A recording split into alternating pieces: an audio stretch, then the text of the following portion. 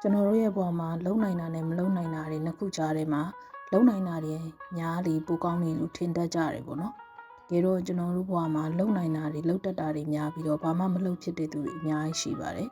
အဲ့တော့ကျွန်တော်တို့လုံနိုင်တာတွေများတာထက်ကိုလုံတတ်တာတစ်ခုကိုကောင်းကောင်းမွန်မွန်နဲ့လုပ်ဖို့ကပို့ပြီးတော့အရေးကြီးတယ်ပေါ့နော်အဲ့တော့ကျွန်တော်ပြောချင်တာကတော့လူတွေတော်တော်များများမှာ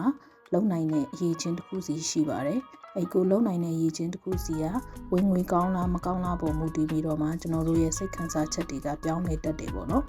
ဒါပေမဲ့ဘလို့ပဲဖြစ်နေပါစေကျွန်တော်တို့လုံနိုင်တဲ့အရာအကောင်းဆုံးတစ်ခုကိုတည်တည်ချာချာကောင်းကောင်းမွန်မွန်ဆက်လုပ်သွားမယ်ဆိုရင်ကျွန်တော်တို့အတွက်လမ်းစာတစ်ခုလည်းတွေ့မယ်အဲ့ဒီကနေပြီးတော့ကျွန်တော်တို့အတွက်တင့်တော်တဲ့အခွင့်အရေးတွေလည်းရလာနိုင်ပါတယ်ဒါကြောင့်ကျွန်တော်တို့သူများလုံနိုင်တာများတာတွေလုံတတ်တာများတာတွေပေါ်မှာတွားပြီးတော့အားကြနေမယ့်အစားကိုလုံနိုင်တာတစ်ခုကိုပဲအကောင်းဆုံးလုပ်သွားဖို့ကြံပြုချင်ပါတယ်